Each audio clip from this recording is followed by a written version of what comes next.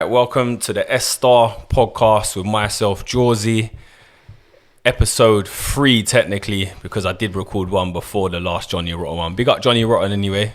That one went down well. I hope you enjoyed that one. But today in the building we have Mr. I Wizz, also known to me as I Wizz. What's happening, brother? Yes, bro. Thanks for having me down. Thank you for coming here.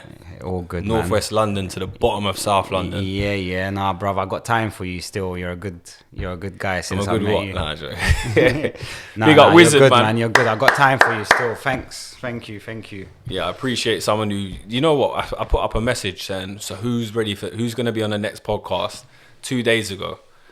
And here we are, 2 days later, we're here. Yeah, man. You know what I mean? I like that. It's dedication. Waste time still, yeah. We So, don't waste no time. We're going to get straight in. We're not going to say how's your day been, how's your week been, or none of that. Back-to-back sessions. Back-to-back sessions. That's probably what B2B. your biggest Yeah. That's brand what made the name. or what's known for you. Back-to-back sessions has to be up there for you, right? Yeah. That's what's made the most noise so far. Yeah. So far. So let's start from the beginning of back-to-back sessions. Why did you do it?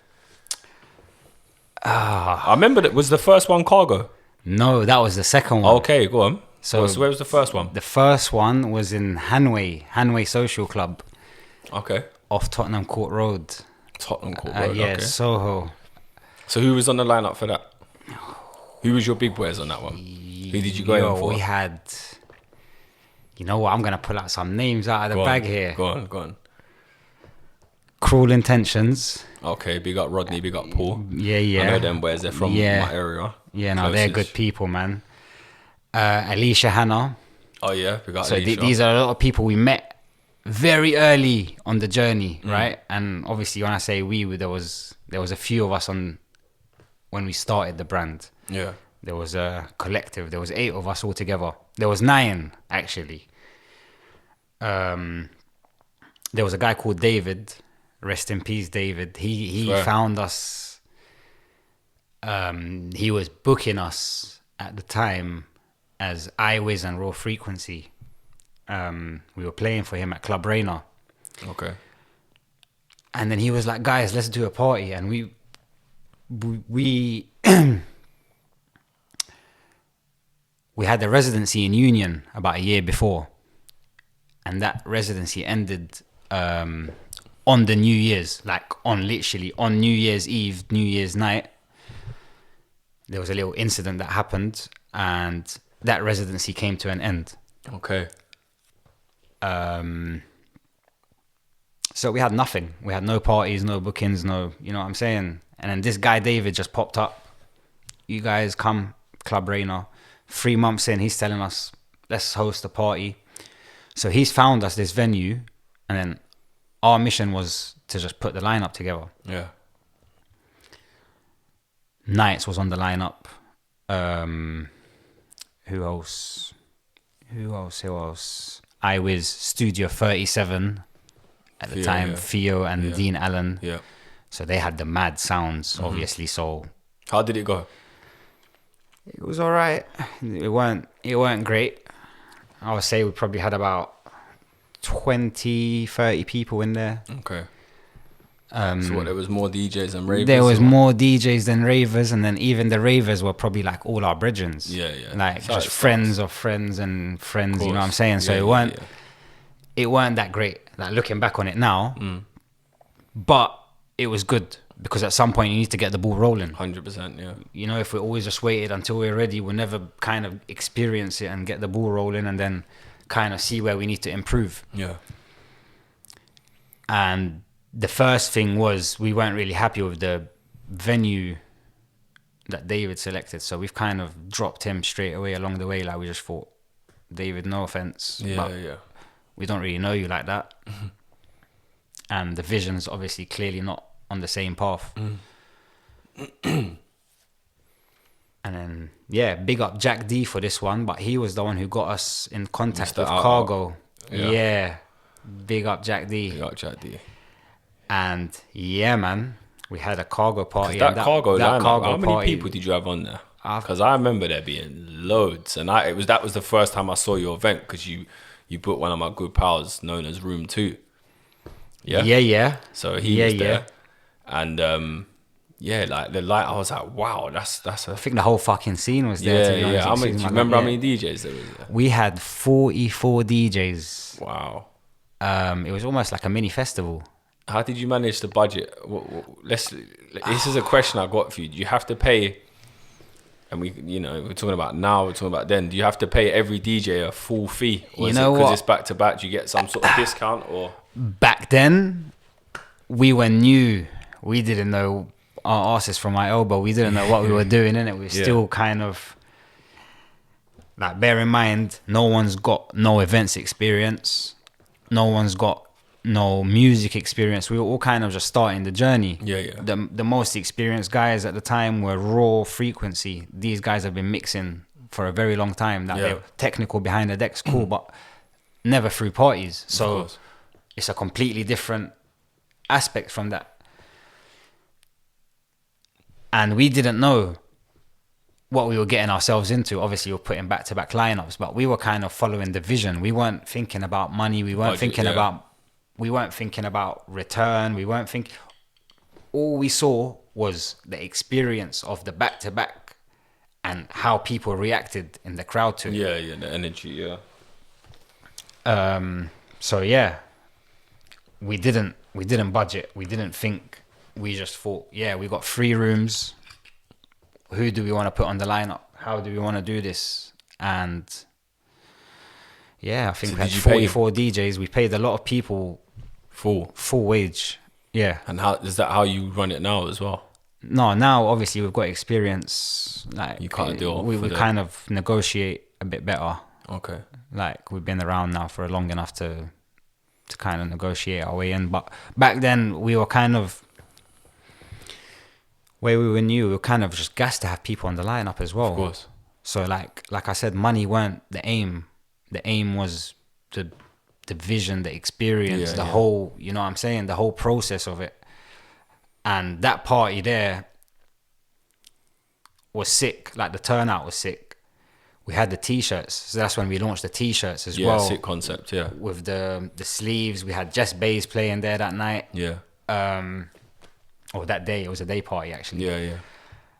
And the whole idea was no one knew who they were going back to back with until they got the scroll, and then they open it up. Yeah, that was get wicked, man. That branding and concept was wicked. So for people who didn't know, you was revealing the back-to-backs. Yeah, so obviously behind the scenes, we would do the T-shirts, we would do the scrolls with the set times and everything, but we calculate who's going back to back with who. Of course. Not just for image or just, these lot got the same amount of followers on Instagram or nothing like that. No, it's more on, these lot play the same sound.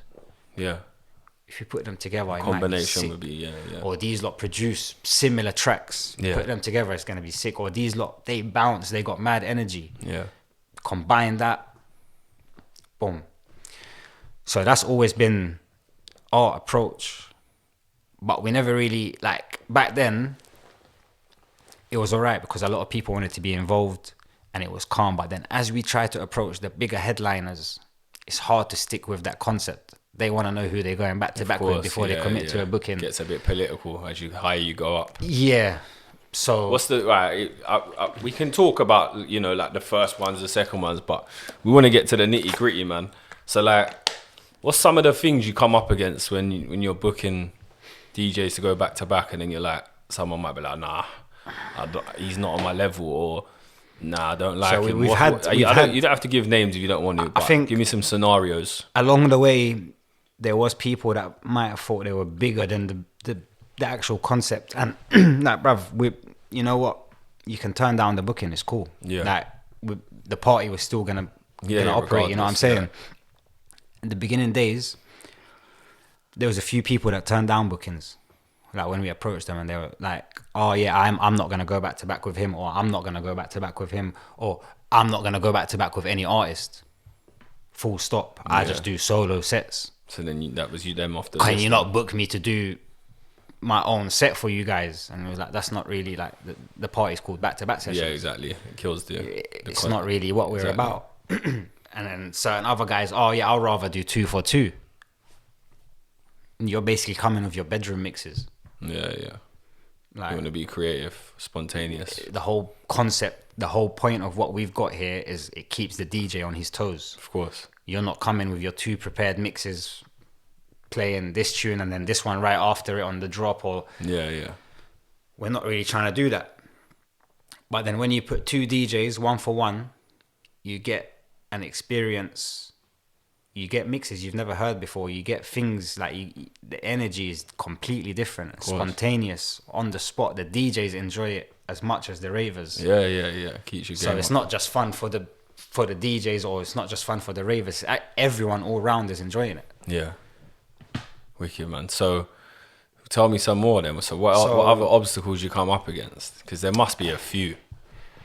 I know it must be hard without saying names, but so have you had the situation where it's like, no, I'm not going back to back? We've had people that have said, oh yeah, I'm not going back to back with him, or but see, when that's happened, have you already told the other person? Has that ever happened where you've like, Jawsy, you're going back to back with Nights, and then you go and tell Nights, and Nights like, nah, I'm not going back to back with Jawsy? Has that ever happened where you've then had to? I've been put in that predicament a few times, and it's not nice. Because at the end of the day, Nights. It's like, no, it's not nice. It's not nice. Because at the end of the day, we're not like, you see all of that. That's what, like, more the ego side of things, and the image, and that's completely against what you're doing. It's completely the opposite end of what we're trying to do. Our thing is like, the foundation is the music. Yeah. And like I said, we don't just slap 2 names, or we pick out names out of a hat, or who's going to it's calculated. We actually calculate everything. Yeah, I get it still. So we've sat there, we've put time, we've dedicated. And no, you don't want to go back to back. Cool. No problem. Like there's enough residents, or there's enough people that will cover your set. That's not a problem. And yeah, we've kind of encountered that. We've had we've got a policy that we've put in place from very early, because we thought it doesn't make sense with our concept as well, is no laptops. Okay. Because like, it's just it's a bit too much trying to plug in. Imagine if 2 DJs are both going back to back, and they both want to plug in their laptops. Energy bills nowadays are crazy as well. So bro. And E1 might complain. 2 laptops on at once and that. We kind of like the hands-on mixing. Yeah, of course. It's more about the concept in it, so it didn't make sense having laptops around. But no one's really had a problem with that, to be honest. Like everyone's just like, okay, to be fair, in this scene now, there's very few laptop DJs anyway. There's a few, like the you say that now, but then you remember, you've been around long enough, so you remember. But we started the brand in 2017. Yeah. I genuinely thought it was actually longer ago, but yeah. 2017, or beginning of 2017. So before COVID, if you trace back a little bit, you probably got footage from recorded events or whatever. Yeah, of course. There was a lot of laptop DJs back then. To be fair, there was. There was a lot of laptop DJs back then. Nothing against them. The thing is now though, like, even now the whole laptop thing is there's certain programs now that are gone so advanced that getting a laptop out is going to make them even more creative now, because there's certain features that are landing on Serato and all of that. There's nothing you can't do on a Pioneer mixer and decks. There is, like, the way now you can like take the beat, the kick out, you can take the melody out, you can take the bass out, you can take the vocals on their own. Have you seen the 3000s? What is that? Can you do that? Have you seen? And they've got but that must be record box, isn't it? Yeah, it's all part of record box. Yeah. So they've got it's all record. They got the the 3000s. They've got mad softwares now, and they've got the stems on there. And then there's got the little thing. I can't remember. I don't know what it's called. But there's a little add-on that adds with the Pioneer mixer and decks. What, the effects? Yeah. You can take certain sounds out, and then you can add certain claps and certain. You can make your own drum rolls and loops and samples and whatnot. Yeah. So there's enough there to keep you busy for an hour or 2 hours or 3 hours. I can see it coming back a bit at the moment, because I understand why, because of the stems, the whole stems that they've added on. You know what I'm saying? But yeah, so on the flip side, tell me some like big positives that come from these random back-to-backs, and you're just like, oh, like for you must sometimes be in the rave and be like, I put that together and look how sick that's going on. I've one back-to-back, I mean, not like a whole event, I mean like a set. Just the one set, like, this set you know mad. what? From the cargo party onwards, every party has had at least one set that's been like sensational. Yeah. From the cargo one, Nights and X5 Dubs, put them back to back. So X5 Dubs, we've approached him, bro, love for you to play for us. Like, man's a big fan of your music. He's like, yeah, I'm down. And then obviously he didn't know who he was going back to back with. We've explained the concept to him and he's like, oh yeah, wicked concept, no problem. Yeah. And then we've sent him his scroll in the post with his t-shirt and everything. And it said Ashley Nights. Obviously at the time he's never heard of Nights. Yeah. Big up Nights, big up X5 Dubs if you're listening or if you're watching. He's never heard of Nights. So he was like, bro, can you send me like a little playlist of Nights' mixes? So you see, like, man's got one of the headliners messaging me, asking me to send him a few mixes from Nights. He wants to see what kind of vibe he's coming with, so he's prepared for him. Yeah, of course. So he knows what vibe and what he's capable Bro, of. we see that set, people will probably remember it until today. Like, whoever was there in cargo, that set was crazy. Like, these men were going. It's a shame you didn't book me as a cameraman still, because you would have had the best footage. Yeah, I would have had some archive videos. Archives. Yeah. So what about yourself though? What you done? Alright. What's one of your personal favorite sets that you've been involved in that you've put together on back-to-back sessions? So I think another thing is, along the way of doing these parties, I've got to go back to back with a lot of people. So that cargo party, I went back to back with Sam Supplier. I was part of a duo at the time, so there was 3 of us going back to back. Okay, so how was that? That was sick. Like, at the time, obviously, man's never really spoke to Sam like that. I just see him in the raves. Seeing the lineup. Now you say that. Yeah, and it was a blue flyer. I can't remember. Was it a Greek theme or I can't remember. Wait. Yeah, I can't remember. Yeah, go on. Talk about it. But yeah, the set was good. Our set with Sam, that was crazy. There was 3 of us using 3 decks. So that's another thing. Just because we're a duo, don't mean we share a deck together. No. Every man's just got to hold one deck. And then if there's one spare, feel free to use that one if you wanted to. So yeah, that was another thing, going back to back with like people I kind of looked up to, of course, as I was starting the journey. And of course you went back to back with Sam, one of the later ones as well. That was like round 2. On a personal note, like, do you feel like you've come a long way since that set? Yeah, definitely. Because even, to be honest, even from me working with you and being your cameraman for the event, I've seen the improvement from you as well, where you've taken the levels up in your mixing as well. So you must, go back from the first set with Sam to the last one and think, I've come a long way. Completely, 100%. A lot's happened since then. And then along that whole process, man's just still learning, still, you know what I'm saying, still progressing. So yeah, the set with Sam at Egg, that was last Easter. That was fun. We literally, all 4 decks, the mixer was getting overworked, all 4 decks were getting used. It was literally Sam all hands on as well, wasn't he? Yeah, he come from his boat party, but he like, this is one thing I've always said about Sam. Big up Sam as well. He is perfect for the concept, like back-to-back sessions, right?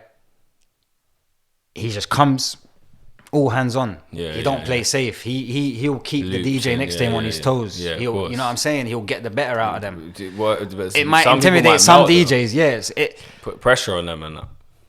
Potentially, but then really, if you deep, like, it's not that deep. He's only doing it to get the better out of you. Has anyone like felt like it's a clash or looked like it's a clash? Has that ever happened? I've seen people treating it like a clash and got to remind them at the beginning of the night, you know, like, yo, Why- guys in the what, group reminding chat. before they've had the mix. Oh, okay. Before, it's yeah, in no, the no. group So chat. obviously you can feel the energy sometimes, like a day before the party or 2 days before the party, like, Yeah. and it's like, man, like, Have yo, had you Andy ready? Mills, have you had Like, Andy Mills play for you? we've had Andy Mills play Mills for has us. got dub plates, isn't it? Yeah, yeah. So like, we've had them if play you for go us. back to back with Mills, not that he's got dub plates available, but I mean he's even got chop up mashups and that, and that can be a thing as well. Like if another DJ is playing bare dub plates, it could, you know. What I mean? Yeah, no, man, don't want no DJs punching off each other behind the decks or nothing like that. You know what I'm saying? But no, we've had Mills on the first. We were just talking about Cargo, yeah. The first birthday, and then we've done a few parties in Cargo, not Cargo, in Scala, where we hosted that first room when you first walk in. You know, the bar room. Yeah. We've had a few parties where we've hosted there, and I think Mills might have played in one of them or two of them. So what's the goal for back-to-back sessions? Obviously, you know, you've got a good following, good concept. How far can it go in terms of where, or do you just want to keep it as like an underground brand? What is the aim? No, the underground obviously is the foundation, isn't it? That's where we all started. In The sound, even the sound at the party is heavily underground. It is deep tech, isn't it? It is, and we've considered this. Like the beauty of the brand is like back-to-back sessions. Yeah, we can. All right, so next rave we can slap 5 different rooms, and each room is a genre, and we still stick with the same concept. Yeah, of course. But we're not really trying to go down that way just yet, anyway, because we're focusing on the sound that we've got, because obviously we've got producers around, there's people making that sound. It's like, that's what we're eating and breathing at the moment, is that specific sound. Everyone's making music in that direction, in a sense. Yeah. So it makes like perfect sense to kind of. Although the last one, you branched out a bit, and it worked. It was good. Like with the ladies' room and that, I thought that was a sick concept. The ladies one was sick. Yeah, the ladies. There's been a few times where we thought, yo, the ladies thing, we wanted to do it, but we've just never really had the opportunity. But it's half a good thing, because we've saved it for so long that when we actually done it, it's got pedigree now. And the selection of female DJs, like, bruv, and they're decent. They're good as well. They're actually good. Yeah, they're all mixers. I enjoyed the sets and that. They were good, man. And there's a decent amount now as well. Yeah. If you'd have done it a while ago, you might have only had a handful of sets. So when we started the brand, excuse me. You alright? When we started the brand, all good, don't worry. When we started the brand, there weren't that many female DJs floating. Alicia Hannah was basically playing at almost all of our parties up until lockdown, I believe, or maybe just before lockdown. So she was like our female resident, in a sense. Jess Bays played for us the once at Cargo. And then apart from that, there weren't. Who else? You can think of Ellie Cox, Sam Devine. There weren't that many female DJs back then, man. But then over the transition of like just before lockdown or going into lockdown and then coming out of lockdown, there's the female ravers turned DJs, which is it's a transition that happens. Like, you know what I mean? Yeah. Let's just quickly touch upon that with yourself. When did you become a DJ? How? Why? When was it? Yeah, so this was never on my agenda. Yeah. This was never really on my agenda. I got a graphic design degree. Okay. My whole path up until the age of 26, I got a design degree. Man had the corporate job. I worked for BBC. I worked for Nestle, Vodka Absolute. I've done like some good branding stuff back in my time. Nice. And then I went through a hard time. I think it was like 2014. A few things that just put me on a downer, like a few family issues and whatnot. And like some family members that passed away. And I was just in a dark place at the time. And a few of my brethren, they're like, yo, Ibs, like, come out with us. Like, come, man, we'll cheer you up for the weekend. Just come and go out for a drink or something. I ended up in Great Suffolk Street for Audio Hall. Like their summer party of 2014. Bearing in mind, I didn't listen to house. Like, I didn't even know about house music. I grew up listening to like Tiesto, Armin van Buuren. I was listening to trance, like completely different. Yeah. And then I stepped into this house rave. I had the time of my life. I think Tough Love were playing at the time. I'm not sure who else was in the lineup because I didn't even see a flyer. I didn't even know what it was. And that literally just got me along the way. Next weekend, I was like, boys, where are we going? Where's the rave at? And they're like, Egg, let's go Egg. And I kind of just started getting in the loop of it. Yeah, of course. So then when did you decide to pick the headphones up? So at the time, me and D Warner, we were going out a lot between the two of us. Like and there was obviously like a few others, but we were always like, what's the motive? What's the motive? Every weekend, and we'll come out after the rave. Had a little iPad, and we'll just chill, just have a little smoke after the rave or whatever, and have a little mix on this iPad. And after like 2-3 months, a few of our mates like, yo, you lot should try and get a little controller or something, you know, just try and step it up from the iPad. It was like, yeah, why not? No harm in trying, you know what I'm saying? And yeah, we got the ball rolling. Got introduced to, who was it? Leon Eon. Don't know if you remember Leon Eon or not. The glasses and that. The hats. Yeah. So he's put us forward to one of the promoters, and basically he was giving us some sets, but it weren't really a good deal. So we kind of went for it for a few times. We got some content, some videos from us playing in the clubs. Our friends come. Done a few boat parties, Lightbox a few times, Fire a few times.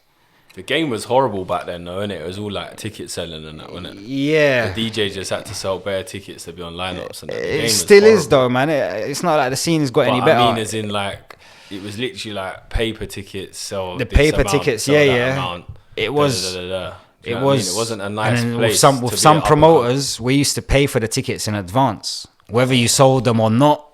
That weren't really their business. Oh, mate. So I forgot about that side of the scene. Yeah, you know? so there is, bro, like, man learnt from the bottom up, innit? Yeah, of course. And, like, obviously, man's come in inexperienced. I'm a graphic designer. I'm a Photoshop man. Music is not, it was never on my radar, innit? I love music. I enjoy it. You know what I'm saying?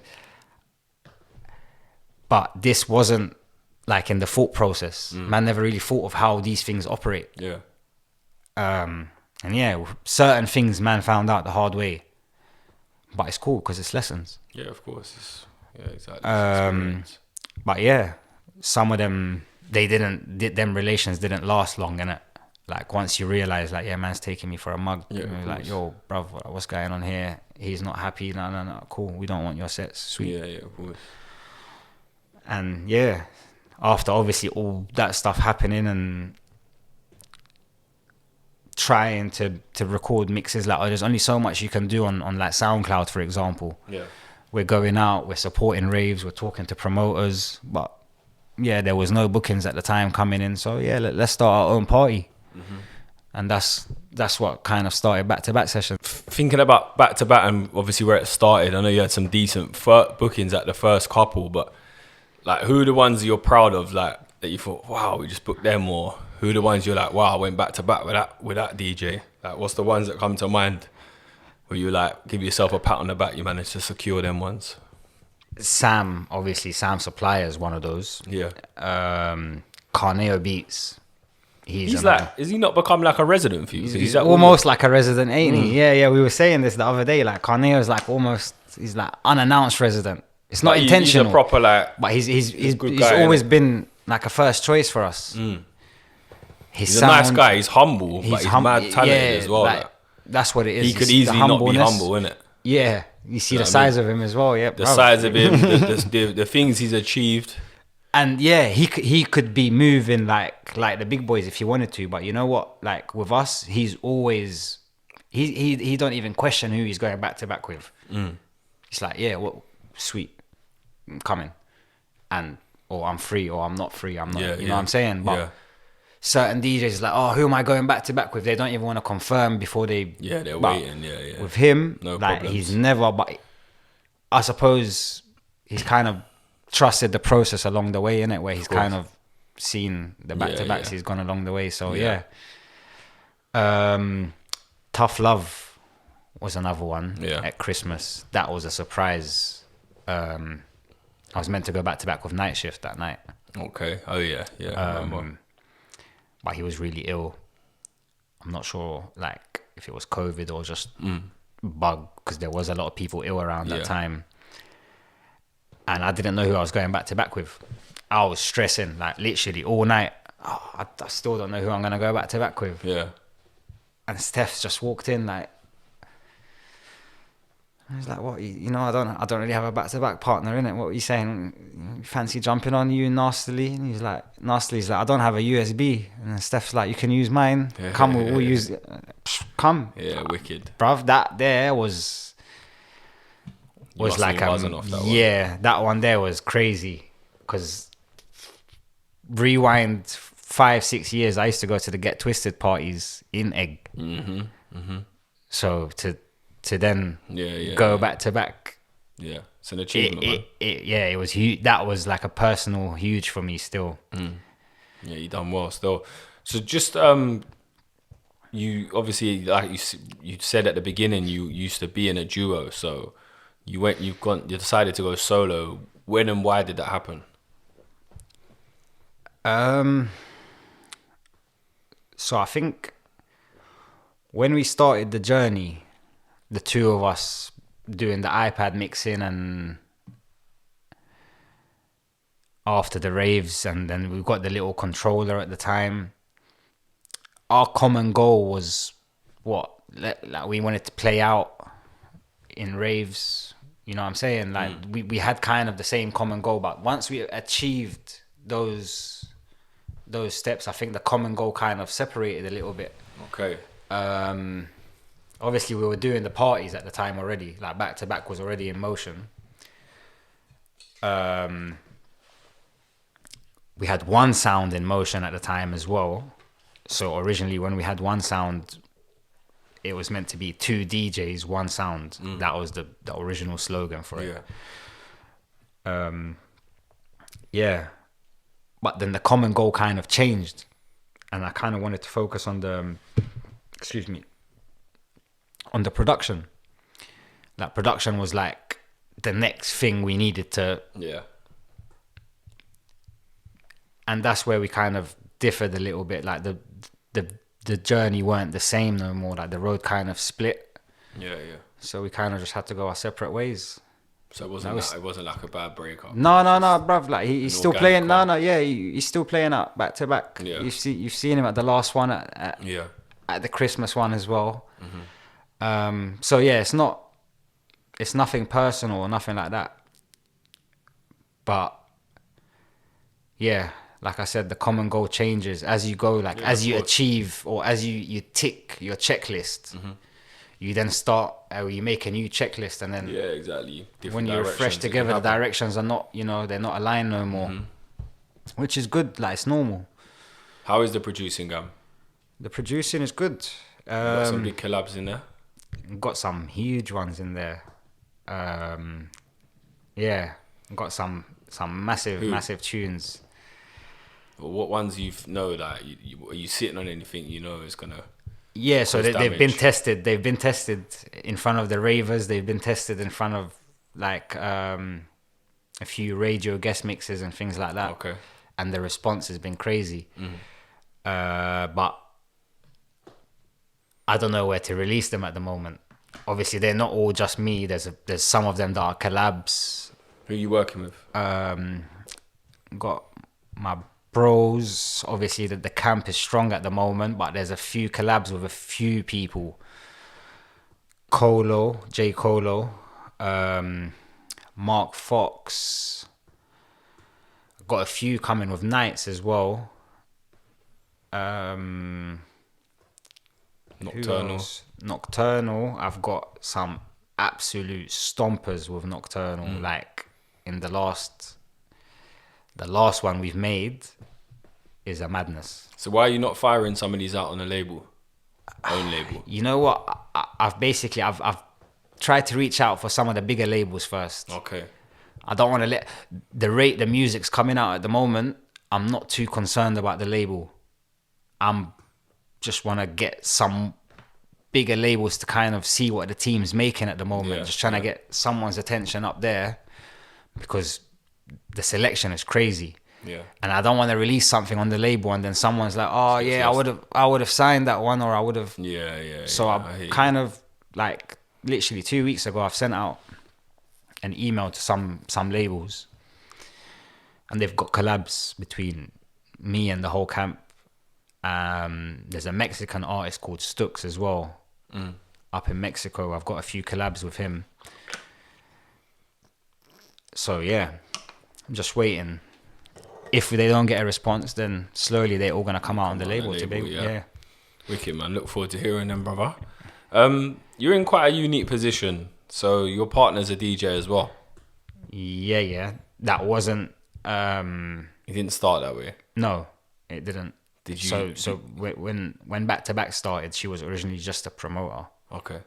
Which is different for a lot. Obviously, a lot of people might start DJing first, and then they think about doing their own parties. Yeah. She actually got stuck into the parties.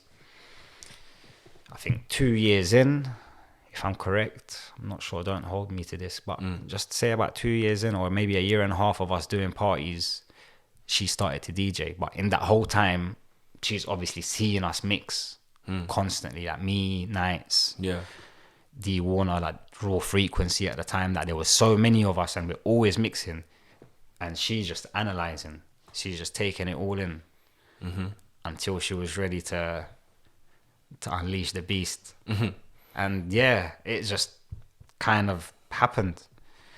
She's doing really well now. Now she's got her select radio. Yeah, she's making noise good. up there. I enjoy her show. Sometimes I catch her show when I'm driving to Millwall. It's 1 till 3, innit? Yeah. So when I'm driving Millwall, I put her on if we're at home and I'm driving to a home game. I listen to her. So she's got a good radio voice. A lot of people say that. Yeah, she's got a good radio voice. And she don't put it on. It just comes out natural, innit?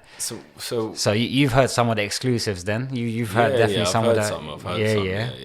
But so let's just say, you're at home. Do you fancy a mix, babe?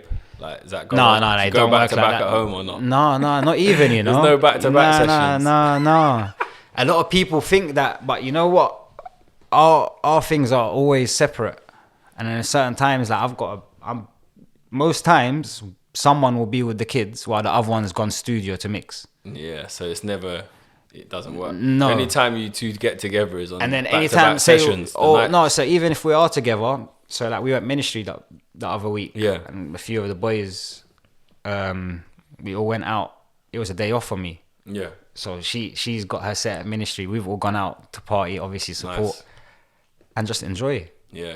But for her, she was obviously doing her set. Yeah. I'm not touching no decks. Even when we go back home, that it's my day off. Yeah. You know what I'm saying? Yeah.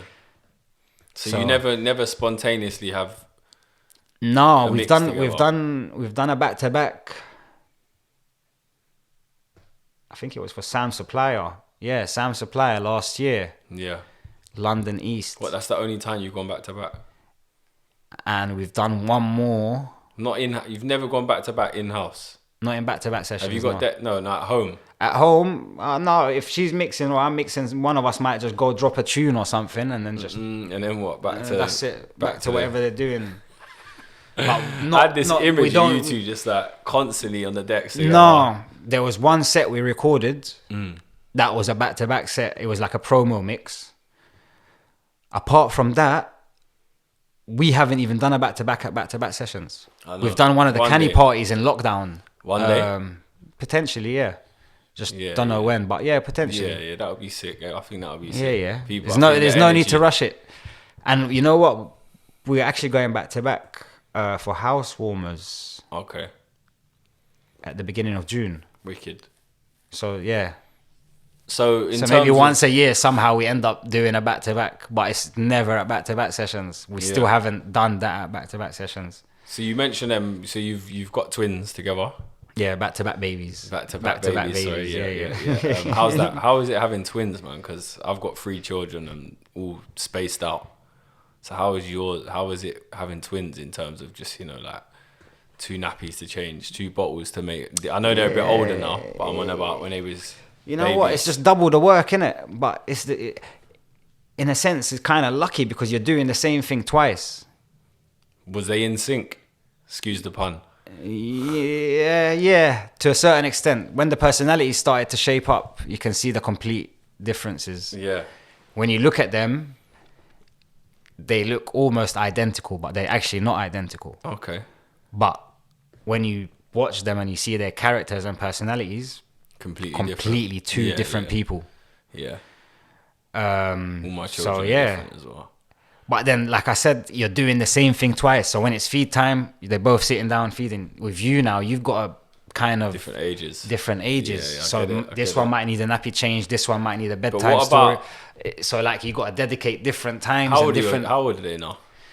They're gonna be 3 at the end of July. Oh, so they're still quite young. Still young, yeah.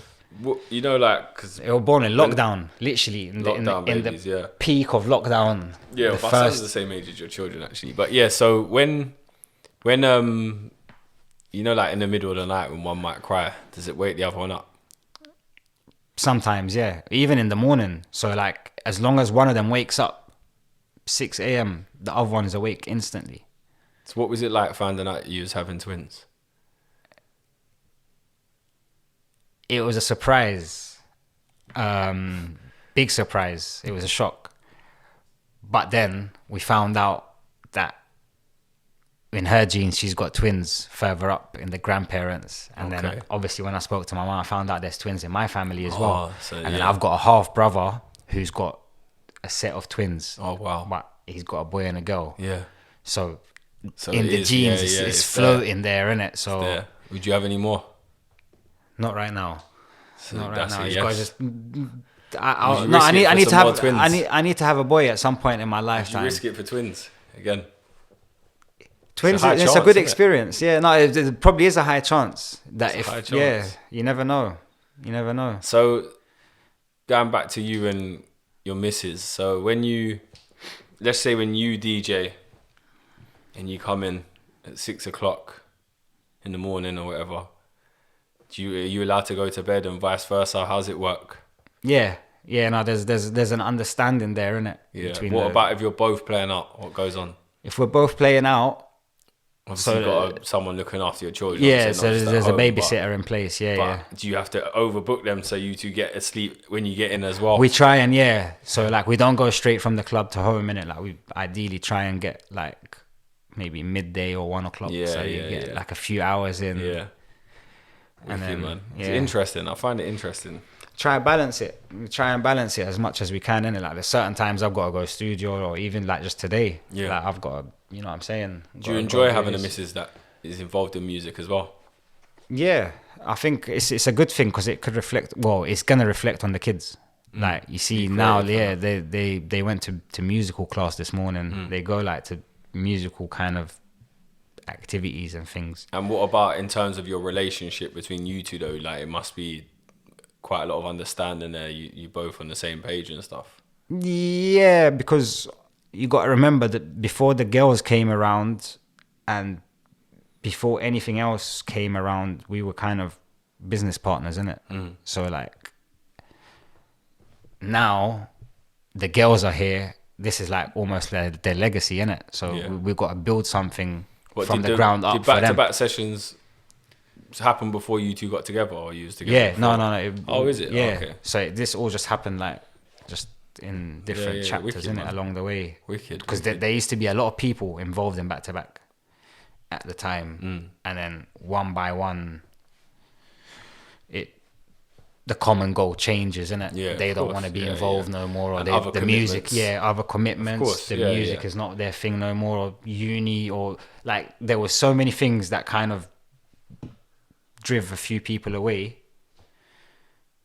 which were life commitments in a sense, but they were kind of different at different stages in their lives. Of course, yeah, of course.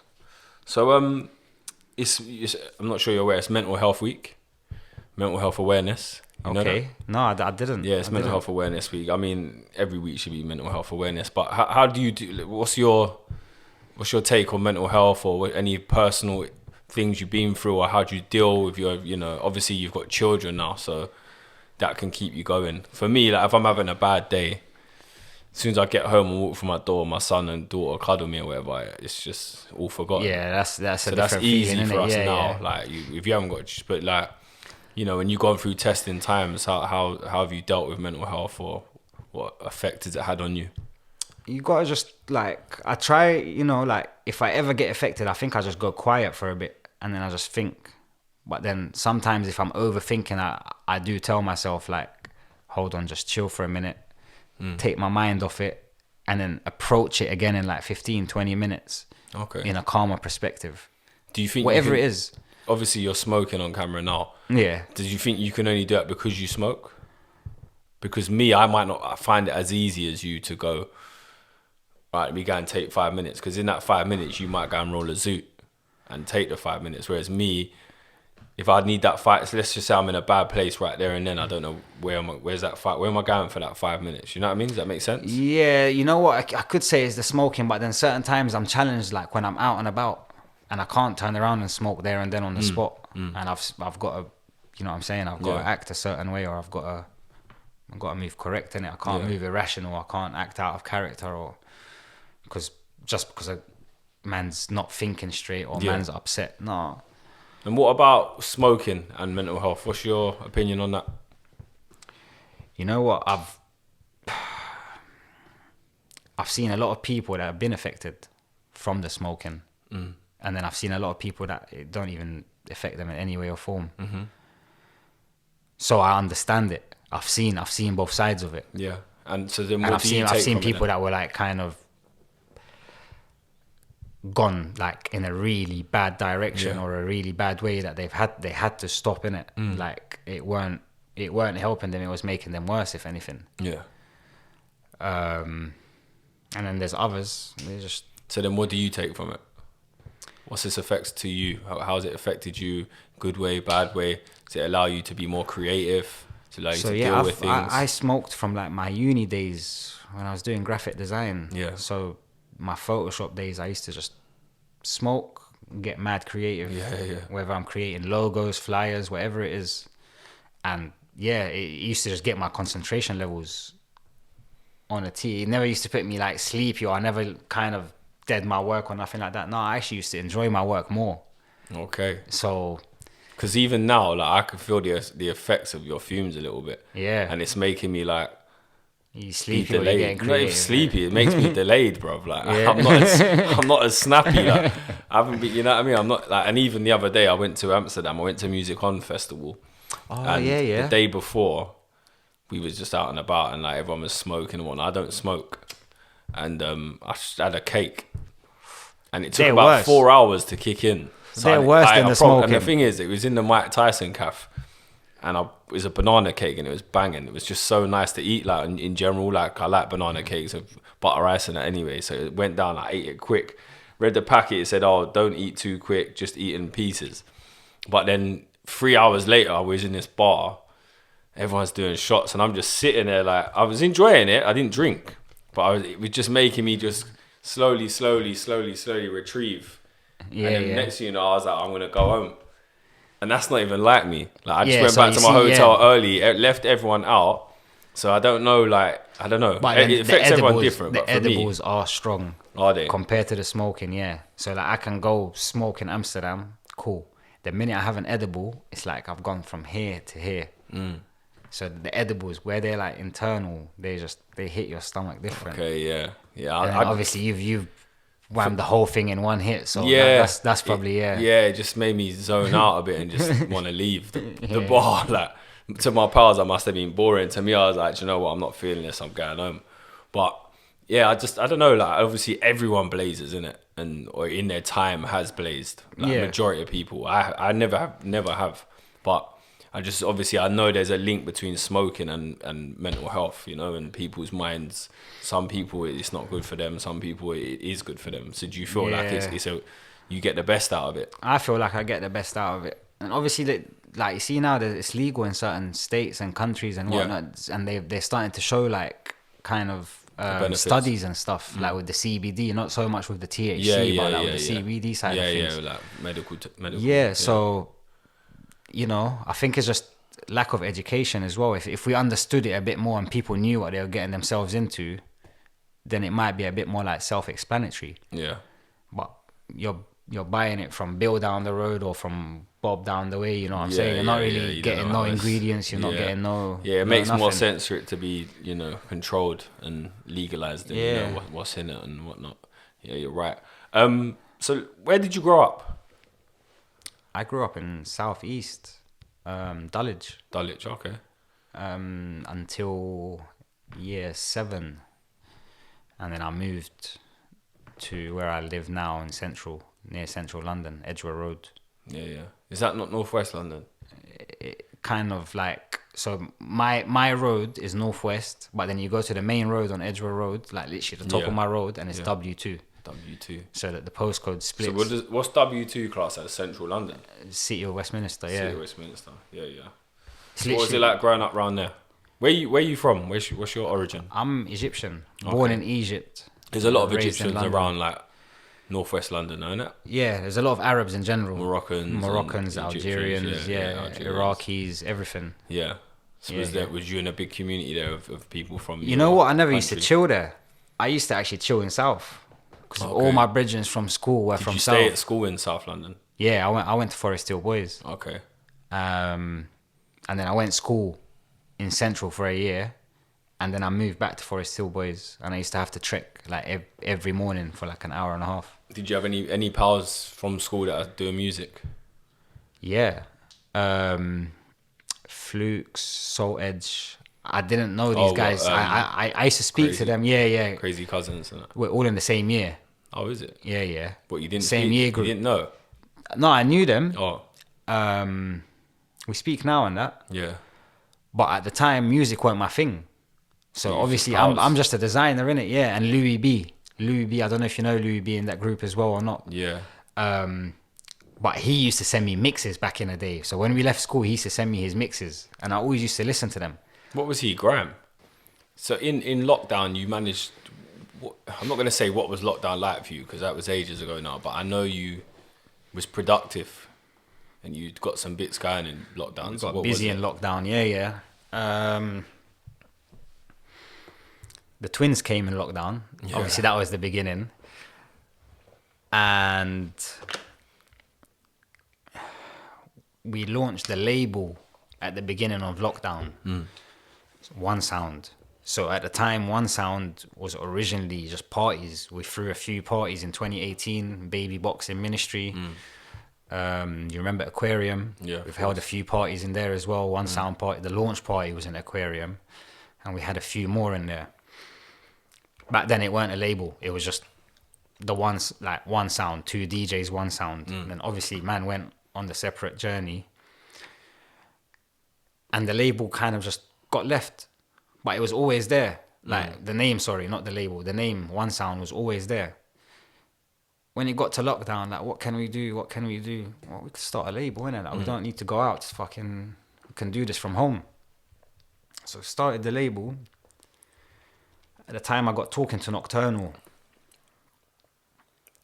We've never met. Like, we were just literally just talking online. He's sending man some tunes. Yeah. Playing them in my mixes and stuff. And then he sent me Eye of the Tiger. And I can't remember the second release that was on there. Shit. Yeah, he's going to kill me for this. Yeah. But yeah, that was the first release on the label. And as the tune was getting released, I got booked to play at Truck Stop for a lockdown party. So I'm like, knock, you might as well drive down, come, bruv. Like, you know what I'm saying? We're all in lockdown anyway, bruv. Yeah. Come party.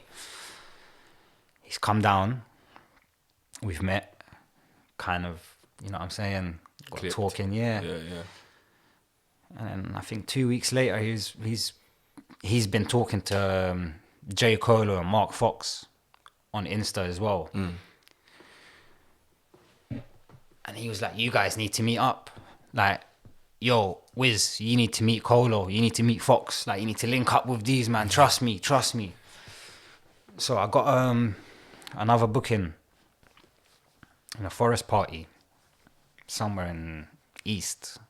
It's literally in the middle of nowhere. Yeah. Like, middle of the motorway. Yeah. Forest. It's literally a fat field. But the one that is near Epping, Essex. Potentially.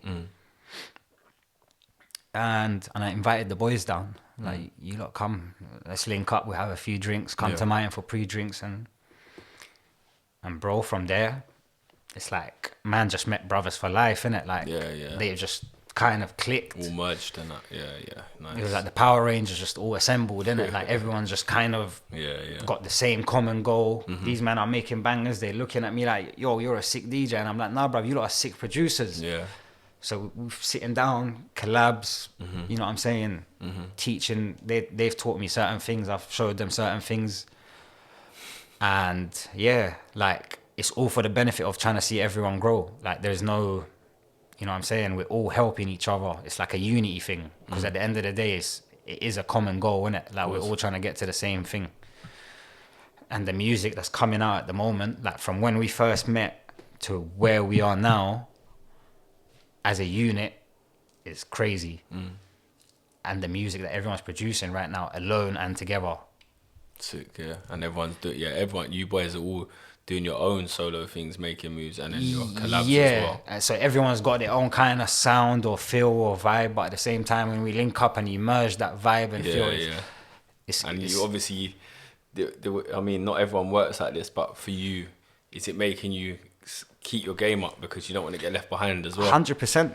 But the man them are making me keep my game up. That's what I mean. So it's like, if I slack in any way, someone will tell me like, bro, fix that hat or take that out, take the clap out of it. Yeah. No, not this one. Take the clap out or take the hat out or take the kick and replace it. No, that vocal don't work. No. So, and where we've all got time for each other, like, certain other man might hear someone's tune and just not even give it the time of the day, innit? Yeah. But like, bruv, man will sit down and listen to the tunes they're sending because man wants to give them feedback. Yeah. So yeah. No, that's wicked, man. Sounds like a good camp. 100%. 100%. And you're only just getting started, like, really. You lot, like, a lot of you lot are early in your careers, man. Like, really. Bruv, we've known each other. Like, look, I'm telling you, we've all got acquainted through lockdown or like near the end of it. So like, we ain't even known each other for 3 years, and look how much we've kind of accomplished already. It's like, you've got your parties to showcase it as well.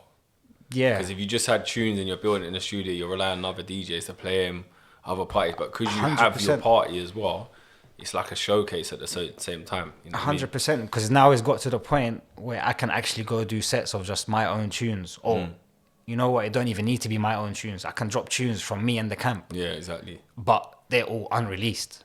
Like, they're not accessible. So people are going to be listening to them and thinking, who's this? What's this? Who is it? Oh, hey, that's a banger. Yeah. So, something about me that probably not a lot of people know, just my close brethren or close friends. Where's this going, fella? Go on. When I go out to listen to raves, or when I go out to just, you know, just party, whatever, I don't like hearing the same tunes over and over again. Like Your Mind, Your Step, Sights, all these things. You sending shots? No, I'm not sending no shots. No. Supplier. I wouldn't, like, me personally, Yeah. I've had them days. I've enjoyed the days where Sights was getting played or whatever. I get it. So now where I'm making the music, I'll rather go make a remix of this, or I'll rather go make a remix, or I'll get Fox to make a remix of that, or Nocturnal, or just play tunes that ain't been released. Yeah, of course. Like, playing. But that's the good. Sorry to interrupt you. But that's what's good, because that's you now. You know, like, you've created that now. Like, you know, if you're coming to watch I Wizz, you're gonna hear that sound That's- and these that's the unreleased direction tracks. I'm That's going. what Yeah, you've yeah. done, and that's good that you've stuck to that, because you could easily get pulled into, you know, having to play the top 100s or however you want to call it, the back to 2012 tunes or whatever. Man however man you used to wanna call play it. now. You know what? Man used to play the trending tunes. There was times where man was playing Solado tunes weekend as soon as they get released. Like there was a time where that was a thing. Like Solado's got a new tune coming out this Friday. Man will download that, be playing it on Saturday just straight play it, away. yeah. Now, I wouldn't do that. Which is, you know, people that do that, there's no problem. No, with no, that. there's nothing But against obviously it. this Nothing is your- against it whatsoever. This It's is just your angle. I've got so much good music around me. It don't make sense me going to buy music and support someone else's music at this current moment. Yeah, when Because you've got the enough. people around me, one, they need the support, and two, they got bangers. They've got and it absolute matches your bangers. sound as well. And it's it's fitting for my Yeah, it my does. sounds and mixing. Like And most concept. music right now is like 3 minutes long. Yeah, That's not ideal for when you're mixing. It's not. no, Look at the Camps tunes, 6-7 minutes long, because it's for mixing. yeah, I hear it. It's true. So yeah, So it's exciting it's times. not. It's not a leg shot or nothing like that. It's just more of. Sounded like a headshot. You reckon? No, I'm joking. It's to separate from everyone else, isn't it? I think But I feel like you've done it naturally though. I don't even feel like you thought, right, what do I need to do different? I've seen you do it naturally, like the transition. yeah, which and is even that's where better. It's organic. it's where the mindsets come from. It's from that. It's like we don't really want to be. Me personally, I don't want to be playing the tunes that everyone else plays, because then someone else can get booked. And Yeah, it's the same do that. booking as Yeah, well. I'm the same as him now, or the Yeah. same as her, or the same as all them lot. So I then- don't really want to be that person. So how? But then at the same I'm not time, really trying to follow people's footsteps or trends in a sense. I Yeah. look up to a lot of people. I've Yeah. got a lot of inspirations in the scene, that a lot of people that kind of I pay homage to and credit to, for whether they're good promoters or whether they're good DJs or whether they're banging producers or they got a sick ear. Like a lot of people, they get their credit, right? But when it comes to me now, I don't really want to be following other people's footsteps.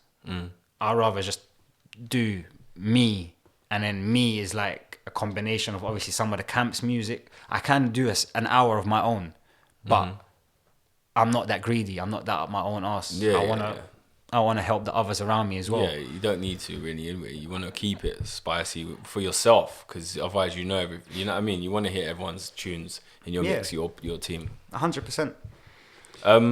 So your latest brand, Pharaoh.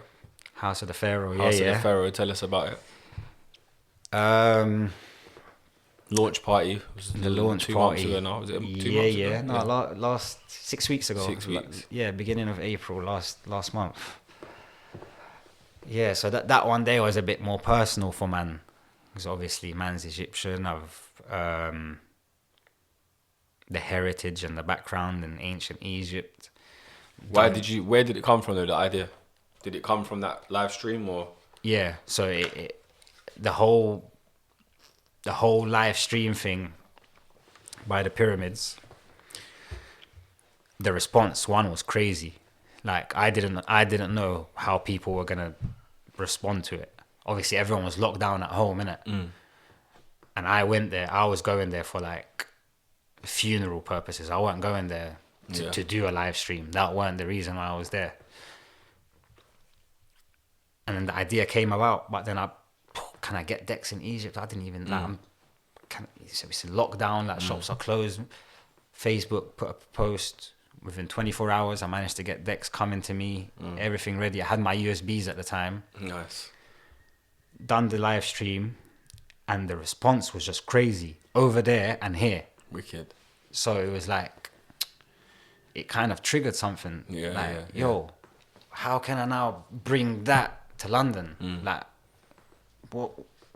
And so you get thinking, okay, we can start making some Arab sounding tunes or some Middle Eastern sound and tech. That could work. But it's still, like, you need an experience, not just a few tracks or a few sounds. Yeah. And so that the idea has always been there, just didn't know the venue. And then I found the right venue last year early December. I got shown this venue, Lower Third. And then I was like, yo, this is perfect. Like the lighting, the setup, everything. This is how I kind of pictured it. Yeah. Because I don't want a kind of dark club or a dark rave, or, you know, like this has got to be a bit different from what we've been doing. Took the date. Two weeks later, man's on a flight to Egypt. Grabbed a few items, a few statues. Where did you go? Just to the market and just started grabbing stuff? Yeah. Yeah. I was with my mum at the time. We went to Saudi Arabia. And then on the way back, I'd done a little stop off in Egypt, basically. I was like, Mum, I'm just going to go to Egypt for 2 days quickly. Grabbed a few statues. Small ones at the time, right? So they were no bigger than, say, this tall. So like knee height, or maybe just a bit taller than knee height, right? I fit all of those in a suitcase. I fit like as many as I can in one suitcase, one large suitcase, and I came back.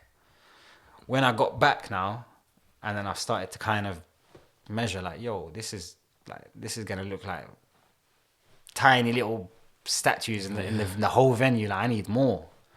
Like, this ain't gonna be enough. Yeah. So about 3 weeks later, I took another trip. Went with 2 empty suitcases this time. No clothes in it, no nothing. Like, literally just 2 suitcases. Didn't they question you? What you doing? No. Yeah. Lucky I didn't get stopped. But yeah, no one really questioned it. But yeah, I bought a shitload of statues from the shop. Items, this, that. But I didn't really think, like, obviously some of these things ain't gonna fit in the suitcase. And I thought, oh yeah, it can't be that expensive. So I've gone and spent an arm and a leg in the shop, and like, that's it. I've paid for everything. Now the brother's telling me, like, what do you want to ship it? How do you want to do with some of these things? I was like, yeah, I'll sort out shipment. I'll come back to you tomorrow. So I've gone. Shipment prices are crazy, bro. That was like another situation I got myself into. Yeah. But had to deal with it. Had to get like basically 3 container boxes with the statues and like the golden chair. You saw the golden chair on the night. I saw it, yeah, they all had to get shipped over. It was like 400 kilograms. Where are they now? They're in my house. Kids are on them, like, No, they're away from them. So like, no, my room at the moment is like a private museum. Yeah. You walk in, you it's got literally, raided now. Like, if I got raided, oh fuck scandal, yeah, they'd be like, yeah, you just come out of the British Museum. Literally. But is that a shot at the British Museum and the British heritage? no leg shots. No leg shots tonight. No leg shots. So yeah, so the party was wicked though, man. You managed to pull off a very, very good booking as well for it. Yeah. Our special guest, J. Cola. Yeah. Our special guest, Jammer. Obviously, Colo was part of the lineup from the beginning, innit? From before the launch. But Jammer, he joined us like halfway through the campaign, thanks to Colo. That's a wicked booking. Obviously, Colo made the connection. He put me. I meant the special guest was Colo, not Jammer. Yeah. That's what I said. The special guest was. Look out for Colo, man. Yeah, he's literally the man of the hour. Look out for him. Sick. I'm not gonna say too much on it, but just remember that name, J. Colo. He's about to make some noise. Love that. And yeah, like he had his thing at Coco for Más Tiempo. I'm fucking gutted. I missed that, man. Yeah. We had back to back at the same night, so I didn't see his set, which I'm proper gutted for. There'll be more though. There'll be more. Yeah, obviously. So next one, he knows I'm there, innit? But yeah, so you managed to get the Jammer booking, which is, you don't really see Jammer booked apart from his own events right now. Yeah, I think it's gonna be hard to I don't know, obviously, but it's gonna be hard to even see Jammer in such a small venue. So true. Lower Third. Yeah, that's like intimate, a 300 cap venue. Yeah. Jammer's selling out Coco and beams and stuff, you know what I'm saying? So no promoter is gonna exactly take it. Most promoters that are doing this for money are gonna look at it and just gonna think this don't make sense. Nah. this doesn't make sense. Like, you know what I'm saying? It's just, it don't. But obviously, like I said, I'm not in it for the money, in it. I'm in it for an experience. I'm in it to pave a lane, in a sense, innit? I could kind of change my mindset a little bit and go down the quick money route, but I'm not going to get a satisfaction out of it. And then that stuff there, it's not long term. It's not authentic. No longevity. You know? Yeah, of course. So, man's trying to go the authentic route. I know it's you're creating something, definitely. So will there be a part 2, Pharaoh? Oh, 100%, 100%, million percent. 2023, or are we looking at 2024? Yeah, no, I think 2023. Look out for it. No reason. There might even be a one sound party coming soon, because there's so much coming from the label. So would that be all, just the whole camp just on the lineup? I think it's just going to be people that are on the label. That'd be crazy. So literally, it's not going to... So that's been the vision now as well, is where we've got the label running. There's releases. The label's open to releases, by the way. Like, if anyone's got any demos, I'm open to listen, open to sign releases. We'll put the page up underneath right now. But yeah, like the parties, they will be strictly for people on the label. It's not gonna be for like people playing the sound or people this or that. Yeah, it's just If man signed the tune on one sound, then like who? The moment we've got myself, J Colo, Mark Fox, Nocturnal Joe, Ian Solo. Yeah. There's some more coming out as well. We've got the missus. Is the missus producing yet? She is in the background at the moment. Okay. She's working away, but obviously it's hard to juggle with the kids and whatnot. And of course. So, and I'm not like, how can I put it? Anytime I try and go and say help her or show her something, she don't really wanna. Yeah. She wants to kind of. She's like, no, fuck off. Let me do my thing. You know what I'm saying? She wants to learn it her own way, innit? Yeah, fair and she's got a few projects that are sounding mad at the moment. Nice. They're just on the go. They're not finished. Yeah. Nice. So and it's different. It's from what everyone else is making. It's sounding different because now you can see she's adding her own elements. If I sit down and help her, or someone else sit down and help her, you're gonna hear elements from someone else. But where she's doing it on her own, it's like, okay, this is sounding sick still. Nice. So expect a release from her. I don't know when, but it's definitely coming. 100% is coming. Wicked, man. I think even like the select camp will probably be pushing for that very soon. True, True. Yeah, wicked, man. So you've got a lot under your belt already, and you're just getting started, really. Yeah, we're getting. Well, me personally, I'm getting experience. You know what it is? It's like it started the journey, and then when we went separate ways as a duo, a lot of people thought like, that's the end of it, innit? Like, these lot are kind of they're not really. So I feel like I had to restart again from the starting line to not prove myself to people, because I'm never trying to prove myself to people. I'm just building my own. I'm building my own lane, innit? But I felt like people had to reanalyze and take man serious again, because at first it was, these two were getting bookings, good, and then after a while they've gone separate ways. People were unsure of what's going to happen, innit?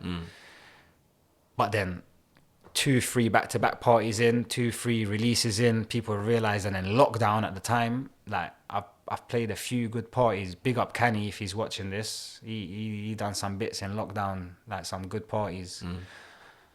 And there were some wicked ones. So like at the time, I thought that lockdown done me a favour. Yeah, that's what I was saying. You was productive during lockdown. Like I was getting bookings that were getting me exposure, in a sense. They weren't massive bookings or nothing, but they were just good to kind of get out and about, network. And at the time, the production was just working in the background. And now, fast forward 2-3 years, like I'm sitting on a music live. Like I sent Nocturnal a package the other day. He's been like, I Wizz, fucking send me a care package, bro. Send me a something. I've been so busy with the Pharaoh, back-to-back sessions, everything else. I just haven't had the time. when it got to back-to-back sessions, I've had to make a playlist with all my tunes so I can, when I do the back-to-back with Jerome, I've got my tunes ready. So I've got a folder now of just my music. It's like 1.5 gigabytes. So I've sent it to Nocturnal. I'm like, bro, these are just the bangers from like the last 6 months. He's like, it's fucking 1.5 gig. I was like, bro, yeah, it's a big one, but it's worth the wait, innit? What they all WAVs, so like 200 megabytes each. I'm joking. No, they're about, what, 80 megabyte or something each? Something like that, yeah. No, there's a bag of tunes in there, bro. Bag of tunes. I know. I hear it when I hear your sets. I hear them still. And yeah, he was like, fuck, you've been working away. And I was like, bruv, like, everyone has. Yeah. It's not just me, though. And if anything, I'm the slowest one out of you lot. Because I've still got to kind of try and maintain the parties, this and that. See Fox. Fox can make a beat in like fucking take of a breath. In about 10 seconds, he's got a beat there. He's literally like a machine. Yeah, I've seen him on Insta in the morning, like new tune, absolute machine. Colo, he's another machine as well. Nocturnal is just technical. He knows. So everyone's got their own way. And it's like exciting times for you boys, man. It's exciting times. I look forward to 100%. seeing what the rest of at least 2023 brings, let alone further. You know what it is? The last 2 years is just like character forming stage. It weren't even like we ain't even got started yet. It's just literally forming everyone together. Just getting to know each other, getting acquainted, and now we know where everyone's at. Our loyalty's in place, our vision's in place. You know what I'm saying? Like everything, our directions and like, everything's in the right place. Wicked, man. So it's a matter of time. Yeah, I look forward to it, man. All right, well, thank you for coming through. I appreciate it, making that journey, and I hope what we've spoke about shows to you the journey you've been on and where you're at now and how much you've achieved, and pat yourself in the back because you're doing well and there's a lot more to come. Thank you very much. No, big up yourself. Thanks for having me. Always. And yeah, like you see with this, it's not the quick road to success, innit? Like we've established this is a long road, innit? Yeah. And we're committed. You are. Like we are committed to it. So it's not a rush thing. Longevity, like you said. Yeah. Just man. One rave at a time or one tune at a time. And we'll get there eventually. Yeah, no, I look forward to the rest of the year, see what you bring. And yeah, the label sounds very exciting because I know there's a lot of talent in the camp, man. But yeah, man, big up yourself. Thanks for making the journey. And yeah, big up everyone that's been listening. Make sure you subscribe to the YouTube, and also on the Spotify, we have the audio as well. So make sure you subscribe, and all the information from myself and I Wizz will be across the bottom of the screen throughout the interview. Thank you. Big up.